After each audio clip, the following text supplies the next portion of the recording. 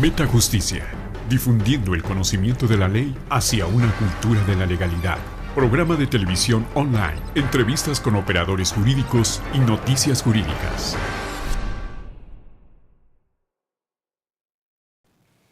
Muy buenas tardes, este es su programa Metajusticia. El día de hoy con un invitado muy especial, un compañero de escuela, un compañero de banca que estuvimos 2 años cursando el doctorado en Derecho Penal, Arturo Altamirano. Muy buenas tardes, Arturo. Buenas tardes, doctor Armando Ledesma Borja. Es un gusto para mí el haber aceptado esta invitación que cordialmente me hizo Metajusticia, así como sus directivos y su conductor, que es usted. Gracias. Con Arturo ya mencioné que ahorita estudiamos juntos, ya terminamos el doctorado en Derecho Penal, pero Arturo no es un abogado común. O sea, me refiero, no es un abogado común que nada más se dedique a la parte de la defensa. Se especializa en la defensa penal. Tiene más de 20 años de experiencia en el litigio, defendiendo principalmente la materia penal. Pero, como ya mencioné, tiene un doctorado en Derecho Penal, tiene la maestría también. ¿En qué es tu maestría, Arturo? Para que lo aclaremos. Muchas gracias. Mi maestría la cursé en el Instituto Nacional de Ciencias Penales y es maestría en Procuración de Justicia. Aquí en esta, que es tu alma mater de el INACIPE, no nada más, no es fácil de entrar, estudiar, terminar, titularse, pero tú no nada más te quedaste ahí, eres docente. Eres docente en la máxima casa de estudios en materia penal en México. Es el prestigio del INACIPE y tú eres docente en el INACIPE, además de ser docente en diversas universidades a lo largo y ancho del país. Pero además de la docencia del litigio que ya mencionamos como abogado postulante, principalmente en materia penal, eres escritor y de temas que no son muy comunes. ¿De qué es tu último libro, el último libro que escribiste? Se llama Manual de Reclamación y Pago de la Reparación del Daño en México. Es una obra que publicamos hace un año, aproximadamente en la segunda quincena de mayo del 2016, y al día de hoy el libro está agotado, pero no de fecha reciente, sino ya tiene unos meses que se agotó y posiblemente, si todo sale bien, me refiero a todo el manejo técnico de la editorial y también de un servidor, saldrá a la venta la segunda edición en enero del 2018.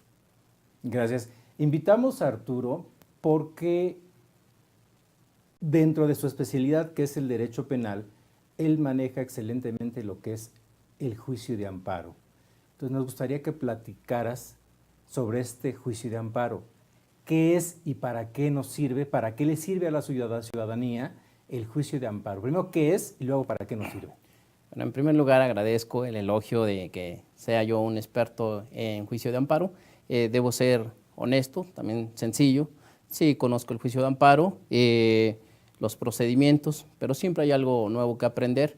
Y bueno, pues pudiéramos decir que conocemos un poco de amparo, pero dispuesto a compartir lo que he aprendido yo en aulas, en tribunales, en obras jurídicas, a los telespectadores. Y trataremos en este programa de manejar un lenguaje sencillo para que, si nos están escuchando colegas, abogados, licenciados en Derecho, estudiantes de Derecho, o alguien que aspire a cursar la licenciatura en Derecho, o alguna persona que tenga algún problema y que tenga una idea de lo que es el juicio de amparo o quiera conocer qué es el juicio de amparo, cómo nace el juicio de amparo, para qué nos sirve y cuáles serían los efectos de un juicio de amparo, creo que sería enriquecedor el programa en ese sentido. Así es. Aquí es una cosa que estás tocando. Estás refiriéndote a los estudiantes de Derecho, a los abogados postulantes, pero también es importante aclarar al público que al igual que los médicos, los abogados debemos especializarnos. El derecho, igual que la medicina, son tan amplios que no puede haber abogados todólogos, así como tampoco hay médicos todólogos. Sí hay una base esencial para un médico, que es la medicina general, donde salen y empiezan a practicar medicina a nivel genérico, pero un médico general no puede hacer una cirugía de corazón. Se necesita un cardiólogo y un cardiólogo especializado en cierta área del corazón para que haga una cirugía exitosa. Entonces, aunque sea un médico y tenga una cédula profesional como médico, no puede hacer una cirugía de corazón y al mismo tiempo estar atendiendo un parto o estar manejando un trasplante de páncreas. Hay especialidades. En el derecho también es tan amplio que si hay un abogado que domina todas las áreas, yo no lo conozco.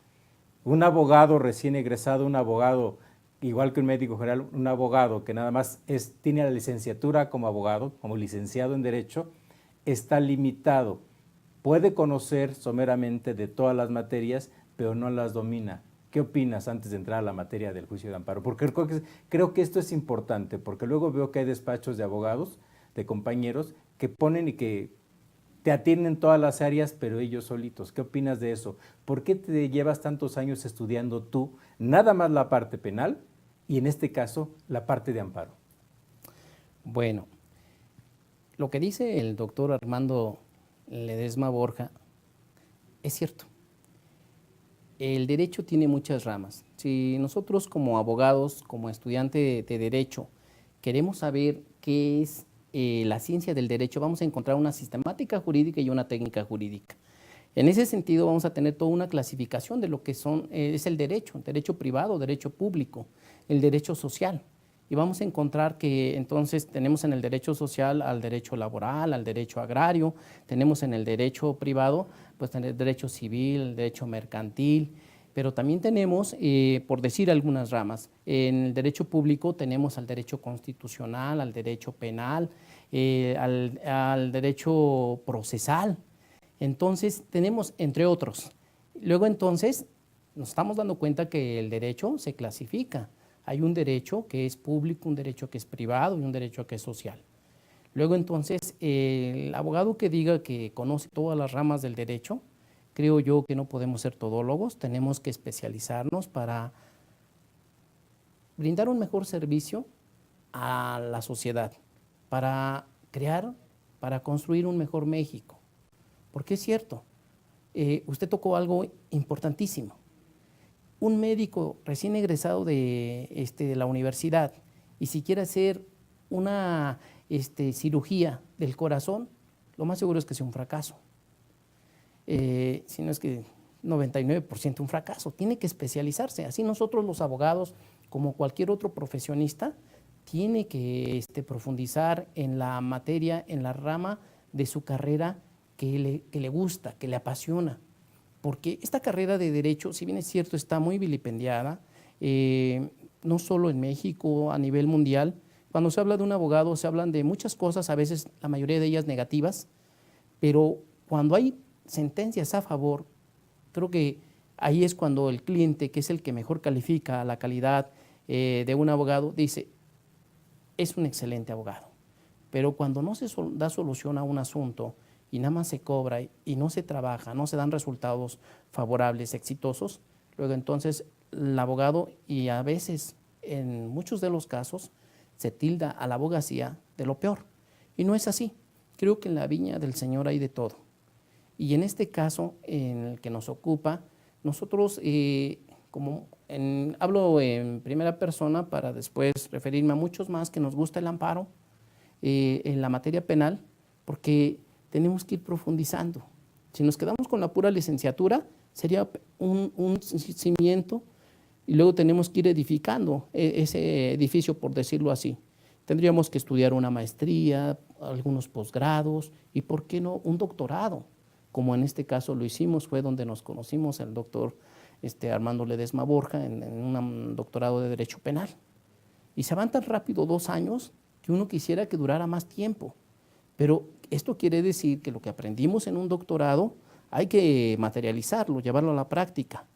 Y si tenemos todavía inquietudes, la institución sí es cierto que cumple con un temario, pero nosotros tenemos que estudiar por nuestra cuenta, porque dentro de los mandamientos del abogado, de ese decálogo, existe uno, que cada vez que uno deja de estudiar, cada día es menos abogado. Tenemos que actualizarnos. Así es. Bueno, tan amplio es el derecho que no hemos tocado todavía el tema del amparo, pero vamos a tocarlo después de este corte. Regresamos.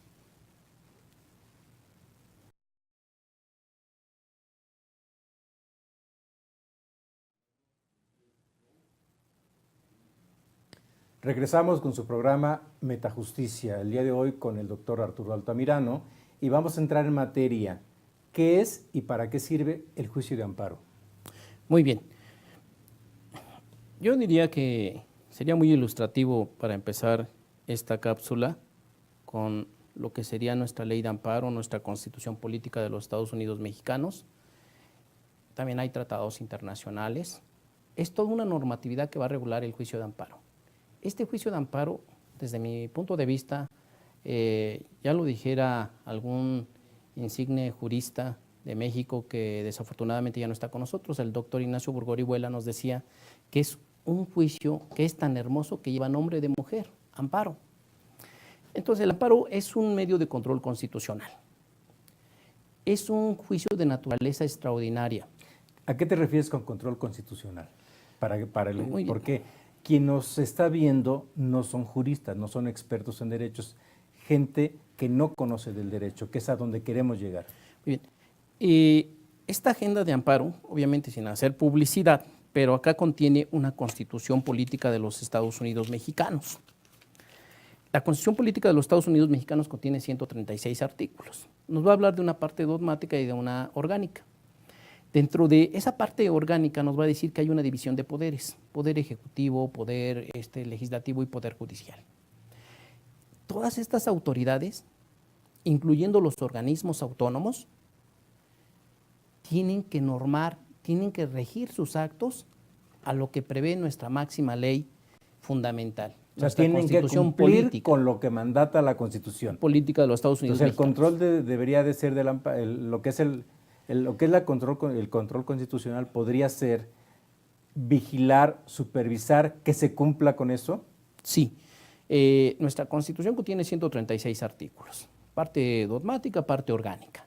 Contiene la división de poderes, poder ejecutivo, legislativo y judicial. Eso nos queda totalmente claro. Entonces, todas las autoridades que emiten actos deben hacerlos apegados a la Constitución Política de los Estados Unidos Mexicanos. Porque cuando ellos hacen el juramento, la protesta de su cargo, dicen, protesto y juro guardar y cumplir con lo que la Constitución Federal de México mandata, la Constitución Política de los Estados Unidos Mexicanos. En el momento que ellos emiten actos arbitrarios, esto es, que son contrarios a la Constitución, ya están en un problema. Y el gobernado tiene un medio de control constitucional. Obviamente, debo ser honesto, no solo hay un medio de control constitucional como es el juicio de amparo, directo e indirecto. También existen las acciones de inconstitucionalidad, las controversias constitucionales. A esto se le conoce como control concentrado. Una vez entrevistan al señor ministro José Ramón Cosío Díaz y le preguntan qué es el control concentrado. Y efectivamente dice esto. La Suprema Corte de Justicia de la Nación ha determinado que el control concentrado es el juicio de amparo directo e indirecto, acción de inconstitucionalidad y controversia constitucional. Bien, ¿y cuál es su fundamento? ¿De dónde viene todo esto del amparo? Es un juicio, en mi particular punto de vista, juicio de juicios. Porque si bien es cierto que hay juicios civiles, hay juicios penales, juicios laborales, juicios administrativos, también es cierto que todos estos juicios tienen una primera y segunda instancia. Pero el amparo no quiere decir que sea otra instancia más. Regreso donde empecé. Es un juicio de naturaleza extraordinaria que va a conocer y a resolver si la autoridad, el Ministerio Público, el juez de primera instancia, el magistrado de segunda instancia, ciñó sus actos a lo que dice nuestra Constitución Política de los Estados Unidos Mexicanos. Si no lo hace así, está emitiendo un acto arbitrario y el gobernado no puede quedarse cruzado de brazos y decir, ¿y ahora qué hago? Tiene abogados, en el foro hay excelentes abogados, debo también ser honesto, hay malos abogados que luego no se preparan, no se capacitan y cobran y no dan resultados exitosos a sus clientes. Y eso desprestigia mucho a nuestra profesión de la abogacía. Debemos de prepararnos, capacitarnos y dar resultados de éxito para las personas que nos contratan. Eso va a ser, desde mi punto de vista, la llave, la educación, que nos va a permitir a México avanzar, a hacer un mejor México, a construir un mejor México. Entonces, el amparo nos sirve para esto, para que todo acto arbitrario se combata a través del amparo, pero debemos agotar ciertos principios. El juicio de amparo, entonces, en un principio debo ser honesto, yo acudía, por ejemplo, a los grandes juristas como es el doctor Ignacio Burgor Orihuela, el señor ministro en paz descanse, Juventino B. Castro y Castro, el señor ministro Genaro David Góngora Pimentel, Carlos Arellano, y entre otros más, acudía para ver qué era el juicio de amparo. Y la conclusión es un juicio de garantías, es un juicio de control constitucional que va a permitir que el gobernado impugne aquel acto que es arbitrario emitido por una autoridad que quebrantó sus derechos fundamentales, sus derechos humanos, sus garantías. O sea, el amparo protege a la persona ante el acto de autoridad siempre y cuando este acto sea contrario, esté violando la Constitución. Pero vamos a ahondar más en este tema con el doctor Arturo Altamirano en el siguiente corte. Regresamos.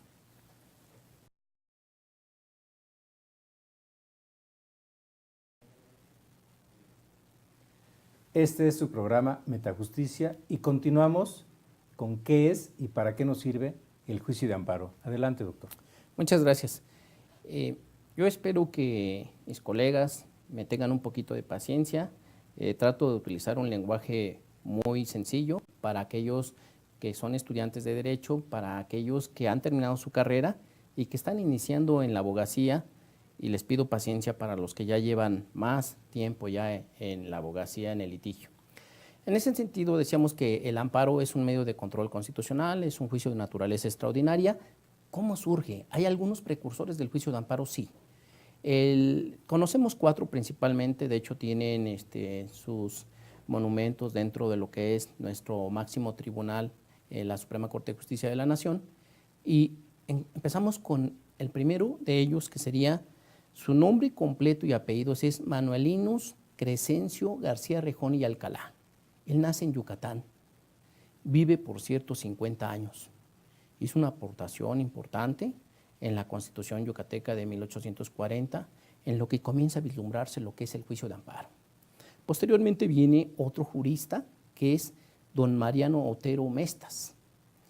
Él vive 33 años, él es de Guadalajara, Jalisco, fue de Guadalajara, Jalisco, y él en la acta de reformas ya hace una participación importante para que le diera ya un matiz de lo que va a ser el juicio de amparo.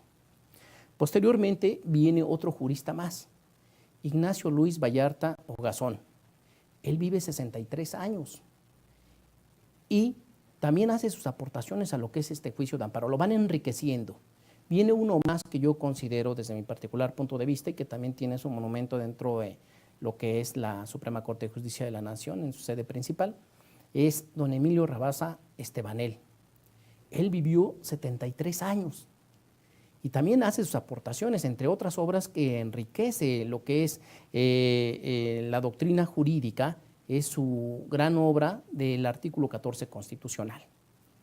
Estos 4 juristas considero yo que son precursores del juicio de amparo por sus aportaciones importantes para su construcción, para su trámite y para su solución de asuntos en donde se tienen que dirimir controversias de actos, de leyes, actos positivos, actos negativos, en los que resultan arbitrarios porque quebrantan los derechos fundamentales, los derechos humanos, las garantías del gobernado, es decir, del quejoso.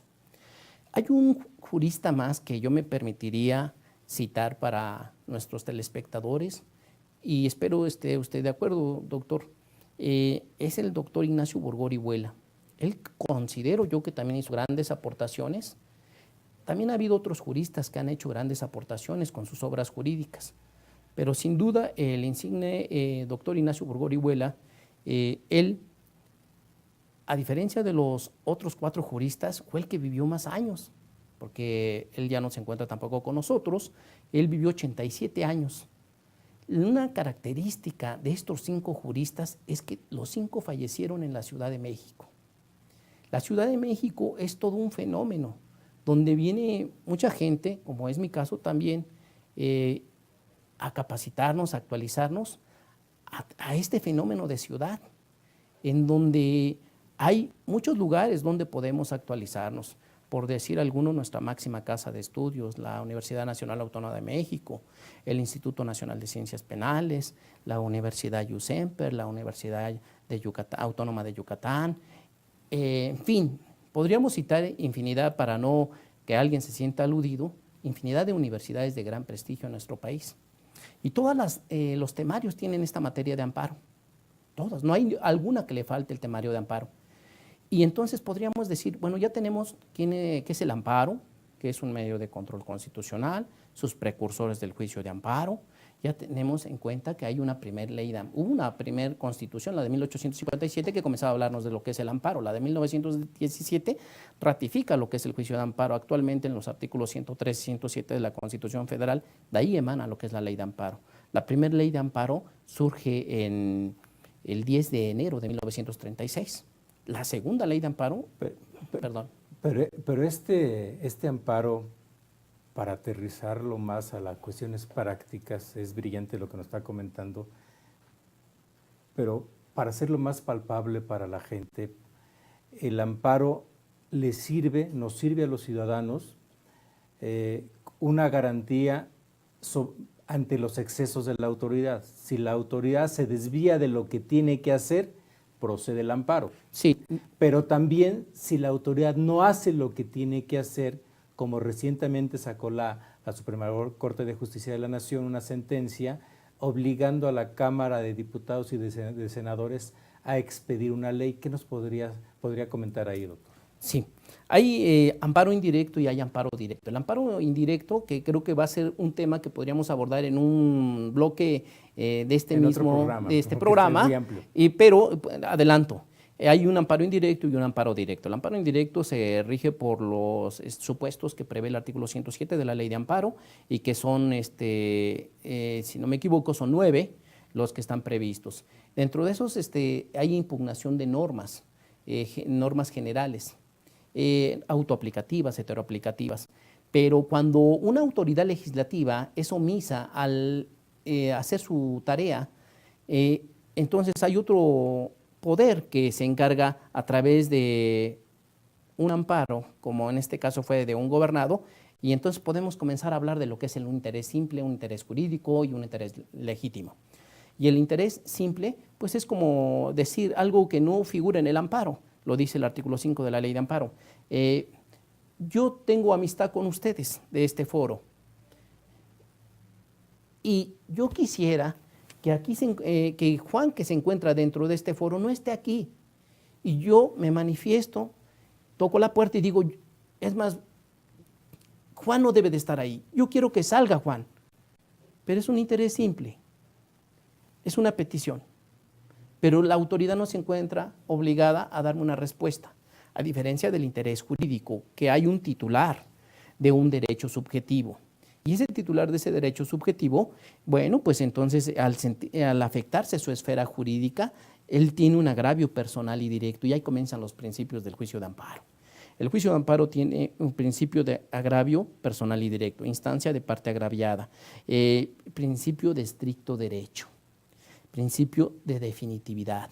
También va a haber una suplencia de la deficiencia de la queja. También va a haber una fórmula Otero, o conocida también como lo que es el principio de relatividad de las sentencias de amparo. Estos principios son muy enriquecedores, ponen las reglas del juego. El principio de instancia de parte agraviada solo va a promover el amparo quien va a instar. El amparo no se promueve de oficio, alguien lo tiene que instar, tiene que darle esa prosecución judicial al amparo. El agravio personal y directo, bueno, pues si yo tengo un agravio personal y directo, y eso lo dice el artículo 107 de la Constitución Federal en su fracción primera, en donde va a regular lo que es el interés legítimo y el interés jurídico.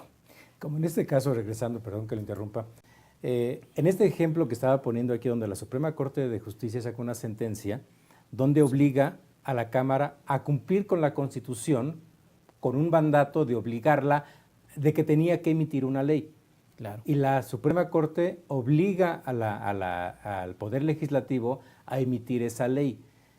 Ese es el poder del juicio de amparo. Y también hay otro ejemplo que podemos ver con recientemente un delegado en la Ciudad de México que tuvieron tuvo que salir de su cargo porque no cumplió con una sentencia de un juicio de amparo. Ese es el poder que tiene el juicio de amparo y es lo que la ciudadanía debe de conocer, que es una defensa de los ciudadanos ante la autoridad, ante los actos de autoridad o ante las omisiones de autoridad. Pero si le parece, doctor, es tan amplio el tema que vamos a verlo, vamos a darle una continuidad con un programa que vamos a darle continuidad a esto. ¿Qué es? ¿Para qué sirve el juicio de amparo? No sé si algo concluye ahorita porque ya terminamos el tiempo y nos iríamos a otro programa. Sí, si me lo permite, es que el juicio de amparo es todo un procedimiento en donde se siguen formalidades esenciales del procedimiento. Esto es que hay una demanda de amparo, que hay informes justificados, que hay una posible ampliación de demanda de amparo y que también hay una audiencia constitucional en caso de amparo indirecto en donde se conforma por pruebas, alegatos y la sentencia respectiva. En el amparo directo no hay audiencia constitucional, pero a lo que quiero llegar es que el juicio de amparo es el que va a determinar si todos los actos de todas las autoridades de México se ciñeron a lo que prevé la Constitución Política de los Estados Unidos Mexicanos. Y en el momento que analice un asunto planteado por un quejoso, por un gobernado, un juzgador de amparo, va a determinar. Y si no cumple, si determina que es inconstitucional ese acto arbitrario y no lo cumple la autoridad responsable, la Suprema Corte de Justicia de la Nación va a destituir a la autoridad que se negó a cumplir esa sentencia de amparo o esa sentencia de suspensión del acto reclamado. Pues adelante, concluimos este programa. Le agradecemos, doctor Arturo Altamirano, y lo comprometemos a un nuevo programa para darle continuidad a esto que es tan interesante, tan importante para todos, que es el juicio de amparo. Este es su programa Metajusticia y muchas gracias. Muchas gracias. Estoy a sus órdenes. Muchas gracias. Metajusticia, difundiendo el conocimiento de la ley hacia una cultura de la legalidad. Programa de televisión online, entrevistas con operadores jurídicos y noticias jurídicas.